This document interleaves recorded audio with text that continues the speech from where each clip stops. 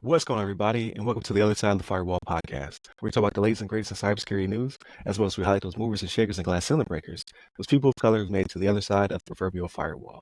My name is Ryan Williams, and all week long, I'm joined by Daniel Acevedo. What's going on, Going on, sir? guys? Going good. Let's get it going. Yes, sir. So definitely continue to tune in throughout the week. So Monday, Tuesday, our topics. Wednesday, discussion. Thursdays, Ask a CISSP. This week, I'm not sure if it's going to be a brand new one with the team from Black Girls Hack or an oldie but a goodie, just because it might take me a little bit longer to edit that one. I'll have on their C-suite and senior leadership, so I'll have on 4 guests. So it'll be the first time I've done that, so it might take me a little bit longer to edit, but I'm super excited that they're spending their time with me to talk about all their upcoming initiatives and just what their nonprofit does for the community. And then Fridays, everything else, so movies, books, games, all that good stuff. But with that being said, please help us to hit 500 subs. That's what we're trying to do by the end of the month. We're about 85 or so short. We want to get to 500, so that way by the end of the year we can hit 1,000 is what we're going for. So please like, share, subscribe, leave us a rating somewhere, some stars of some sort, things of that nature. But without further ado, this article comes from the Hacker News. So this one is titled "Why Regulated Industries Are Turning to Military-Grade Cyber Defenses." So a little bit misleading, I think the title is. I think it's more to the point that they're starting to do more information sharing. They're starting to use military tactics, techniques, and procedures, right? TTPs, not necessarily purchasing military-grade equipment. Because when I was reading through it, I was like, well, they're not going to get their hands on a Type 1 encryptor. Like, that's not going to happen, right? Those are controlled by NSA. They're not just going to give them to, I don't know, Spectrum to protect the network, right? But I get what they're trying to get across, right? They're trying to say that they're using more tactics and procedures that the military uses, which I see that a lot in industry as well, right? When you read through people's business continuity plans and cyber defense policies, a lot of it is operations heavy because it either adopted strategies from the military or, for the most part, they have military members who've joined their company who've brought these strategies with them. So I always find that interesting. I'm actually reading through a friend of the podcast book right now, and a lot of it is very military operations centric. And I'm like, this is pretty cool. It's good to see it's being brought into the private sector. But how do you feel about this, Daniel? Yeah, it's interesting because I take my previous role, right? Like I was heavy into the GRC community, right? I was at ISM, right? And I think there's not a disconnect, but there's definitely probably a better way for the GRC and maybe a cybersecurity community with intelligence overhead to run smoother for some private organizations, and the benefit of information sharing and kind of like stepping back and seeing a wider view of how all of those things interconnect and how the different parameters of each section benefit each other for protecting an organization, right? Right. In the article itself, it talks about different tools they would like to use, and they talk about like cross domain solutions and those kind of things. Now, obviously, like you said, they wouldn't get what the government has, right, to offer, right? Especially from an intelligence perspective, because the intelligence organizations that are pulling for the government are the government's intelligence organizations, right? Right.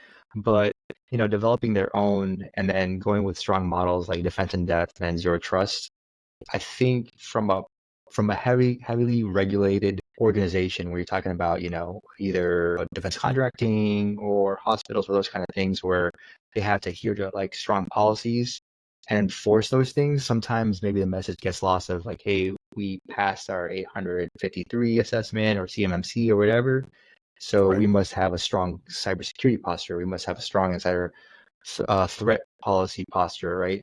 And I feel like the GRC is like the strong foundation and the beginning of how everything gets enforced to make sure there's a good baseline. But as security professionals, that's just the beginning, right? What this article is alluding to is like going above that and then using all the other tools that are out there from the other organizations to really bring up our organization into the like 27th millionth century, right? So that you're really protected from things that we don't know that are coming down the line, where it'd be like AI in the future or really advanced ATPs from, foreign actors targeting different organizations out there. That's what we're trying to like go towards. So what do you think, Ryan? No, I agree. So, and I think a lot of it comes down to culture. So it's about changing the mindset that this is my separate, fiefdom, and I can't share information. I can't share secrets and things of that nature Mm. without compromising my IP. You really have to band together, and that's what the military community does. Even though we're a bunch Mhm. of separate branches, there's a lot of cross sharing and utilization, right, to help protect each other's back, right. Um, so I think a lot of that's going to actually start to be pulled down to the private sector only because of how desperate the situation is, right? Like they're losing billions of dollars every year due to cyber breaches. They're losing the trust of customers, so that they're not getting repeat clientele and things of that nature. It just makes it really hard to grow into hopefully one day being a Microsoft, an Apple, or an Nvidia of the future. When you're bogged down by litigation, you're bogged down by um, things that are kind of out of your scope and scale. So um, there has to be some kind of pooling of collective knowledge sharing, information, things of that nature to help protect everyone, especially because it goes beyond just being you, and it's more of being we when it comes to defense, because it is national defense, regardless of if you're a private company or not. Especially when it comes to the stealing of people's PII and things of that nature, which we saw 23andMe get hit. We saw the credit, I forget which credit bureau was hit. Oh yeah, Recently, we had the humongous snowflake, or potentially humongous snowflake data breach, which was to know right now, it's speculated to no fault of their own, right? But it impacts potentially millions of accounts. So it's getting really tough out here, and we cannot rest on our laurels, and we cannot fight the battle alone. So there has to be more sharing. There has to be cross domain solutions put together. There has to be a safer internet, whether that be TIC 3.0 or whatever the yeah, future that was that trusted internet connection 3.0 or whatever the future holds for web 3.0. Just because of how dire the situation is becoming. This week when I was putting together to run a show, there's so many breaches. There's so much, so many in the past 7 days. I was like, I don't want to cover any of these. That's all we've been doing. So I yeah, was like, okay, I want to cover something that's a little bit different. And I think this article does highlight the need to be more military. I guess flexible, adaptable, have some of that agility built in when it yeah. comes to their techniques, tactics, procedures. Just because of you can't go alone. It's just undoable. And then, like you said, zero trust is a must going forward. That model definitely is bleeding over from the DoD into the private sector.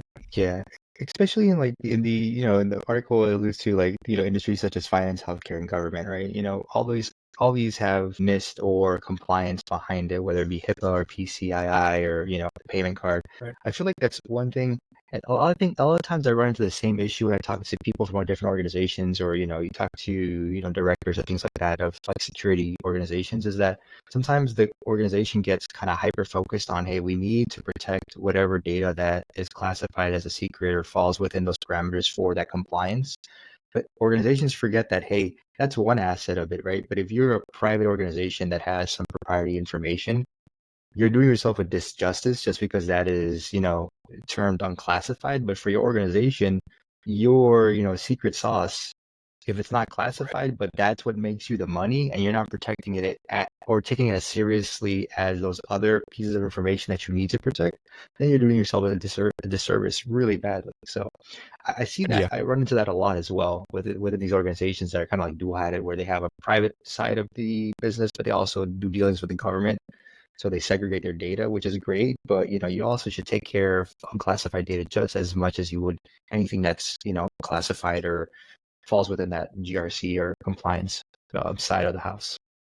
Right. And I see, or I guess I can foreshadow that like CMMC, which is a big push right now in the DoD, right? Hmm. So what is that? That's the Cybersecurity Maturity Model Yep. Certification 2.0, will bleed over into the private sector. Like Mhm. it's gonna happen. So just like you said, like whatever they deem to be classified, was it CUI? Was that? Cool. That's Yeah. yeah. Show unclassified information. There it is. and things of that nature. Like they're going to be adapting the same type of principles, I think, in the private sector, even if they're not in bed with the federal contracting or things of that nature, just because that model makes sense. And there's going to be a lot of experts in that field in the near future, like Chris Abercon Mhm. currently got his CCP and things of that nature. But I think a lot of that's going to start to bleed over too, just like zero trust, just like a lot of the other uh, strategies to risk mitigation, right? To Yeah. avoid risk and things of that nature. So um, I think that's the future, and it's definitely going to trickle over. So we'll start to see it a little bit now, just with those companies that do have dealings with the federal sector, and they'll start to use it on their private sector stuff as well. But I think then it'll start to rush to the private sector. So be prepared for that as well. I think the future is promising. So especially with all the, like, again, daily breaches, daily zero Yeah. vulnerability. Yeah, like every day there's something. There's a zero. I think there was a 0 day attack not too long ago. I saw that one pop up too, and I was like, nope, I'm gonna wait till that settles to see how bad it was, and then we can talk about it next week or the week after.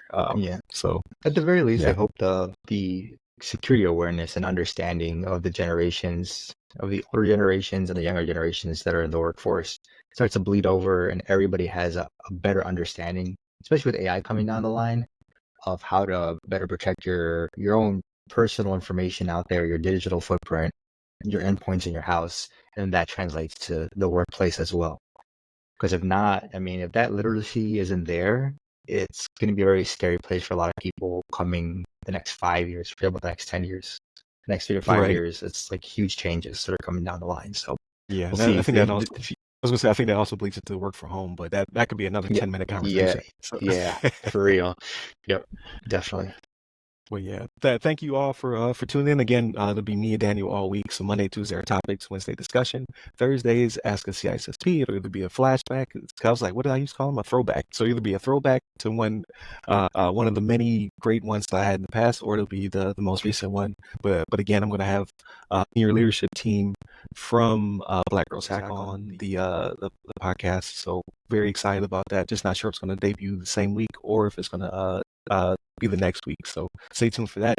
And then go back and listen to the previous one. So I had on Mariah Simone Denton from Global Patch. So she's the president and founder of Global Patch, and they're big into esports, video games, and it kind of bleeds over into multi domain media as well as IT and cybersecurity. So definitely very interesting conversation with Mariah Simone. And then Friday's everything else. So movies, twists, games, all that good stuff. So continue to tune in, get us to 500 subs by the end of the month. Stay safe, stay secure.